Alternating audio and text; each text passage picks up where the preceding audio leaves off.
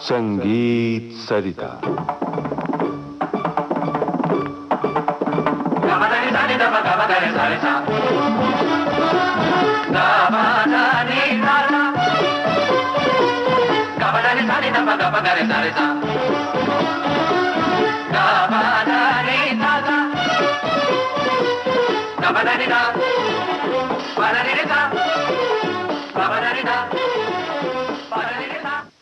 आज के संगीत सरिता कार्यक्रम में आप सुनेंगे सुप्रसिद्ध गायक पंडित ओंकारनाथ ठाकुर पर केंद्रित श्रृंखला की 15वीं कड़ी। इस श्रृंखला में प्रसिद्ध गिटार वादक पंडित बृजभूषण काबरा से बातचीत कर रही हैं श्रीमती साधना भट्ट। इसकी रिकॉर्डिंग हमें आकाशवाणी अहमदाबाद केंद्र के सौजन्य से प्राप्त हुई है। संगीत सरिता के श्रोताओं को हमारा नमस्कार। काबरा जी, कल हम आपसे बातचीत कर रहे थे पंडित जी के बारे में जब उन्होंने कॉन्फ्रेंस अटेंड किया था जी। आज मैं आपसे जानना चाहूँगी कि आपने जब अपने बालपन की अवस्था पूरी की और संगीत के क्षेत्र में अपना पहला कदम रखा, तब आपका किस तरह से उनके साथ उनकी मुलाकात हुई? ये भी एक बड़ी अजीब बात है कि मेरे जीवन का जो प्रथम कार्यक्रम मैंने बजाया वो ओंकारनाथ जी के सामने ही बजाया।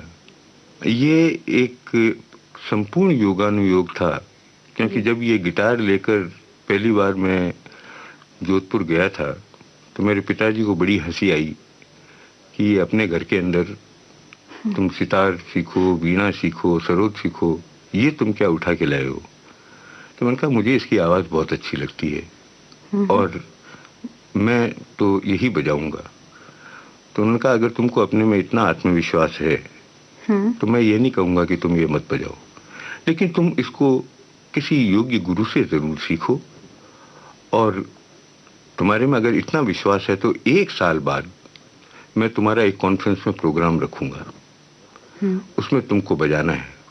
और अगर उस वक्त ऐसा सब लोग कहें कि भाई तुम इस पे कुछ कर सकते हो तो फिर तुम इसको ही कंटिन्यू करना। तो मैं अहमदाबाद आया।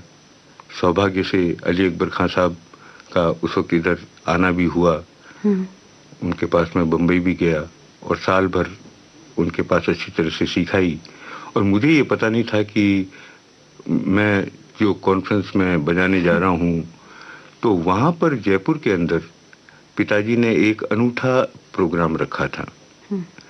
वो राजस्थान संगीत नाटक अकेडमी के तत्वाधान में एक जो महान संगीतक उस वक्त के जो थे और जो जिन्होंने कि सिखाया भी था, जैसे ओंकारनाथ जी, बृहस्पति जी, नारायण राव व्यास, विनायक राव पटवर्धन, रतन जंकर जी, इन सब लोगों को उन्होंने वहाँ पर बुलाया, राणा डे जी।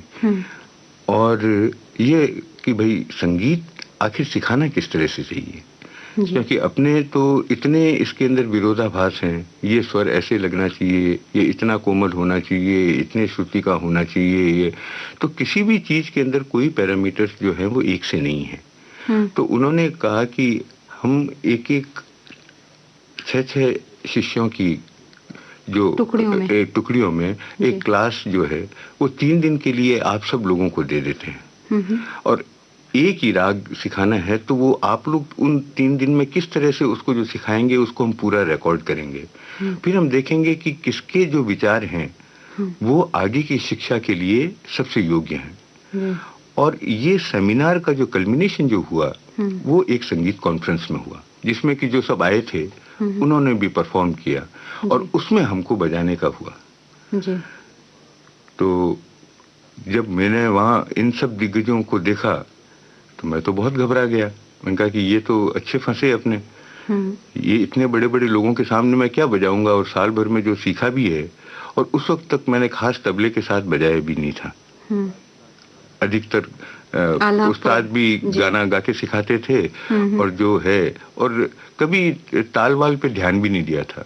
तो मैंने अपने बड़े भाई साहब दामोदर लाल जी से पूछा कि अब मैं क्या करूं, अलाप थोड़ा कर लूँगा उसके बाद बोले कि ऐसे तुम गत वगैरह बजाते हो। मैं बोला कि मैं अपना बजाता रहूंगा। तो बोला तुम तबले की तरफ देखना ही मत, और तुम तुम्हारा बजाए जाना, क्योंकि तुम्हारा जो है, जो बजाना है वो है ही इस तरह का। मैं बैठा और मैंने राग देश बजाया था, और ओंकारनाथ जी सामने बैठे थे, बृहस्पति जी बैठे थे, विनायक राव जी बैठे थे, और आधा घंटा मैंने बजाया।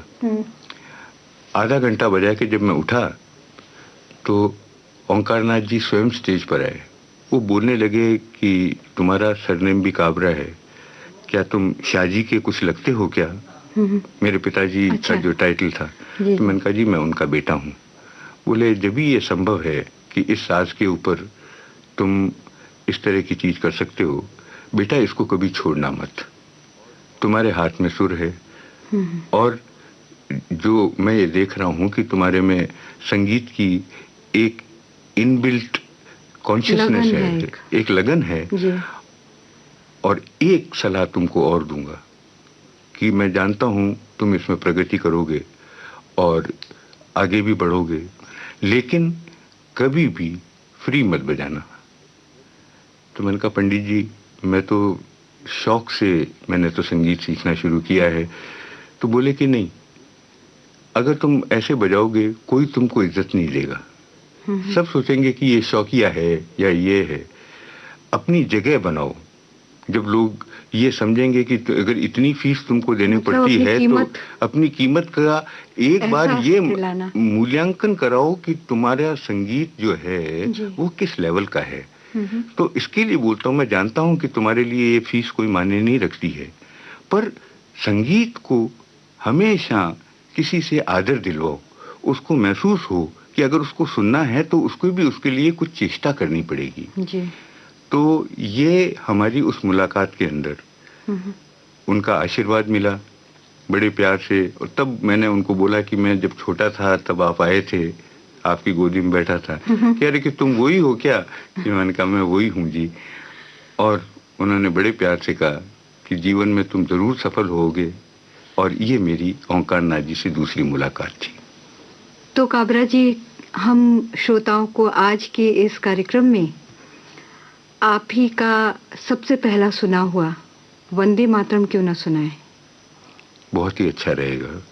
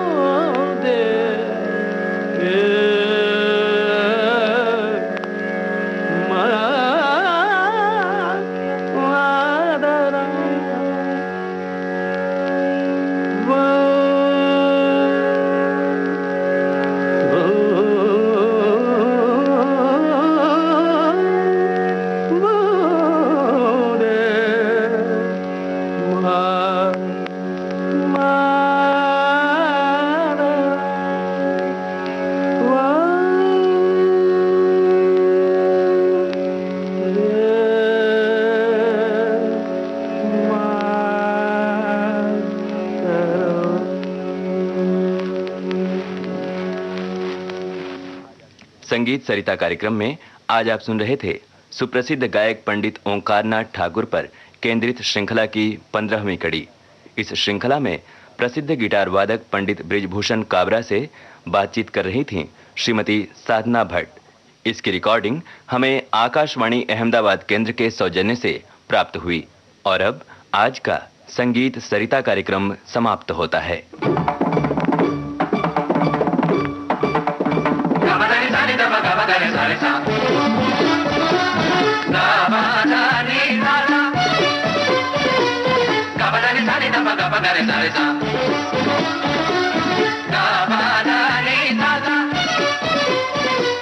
Ba ba da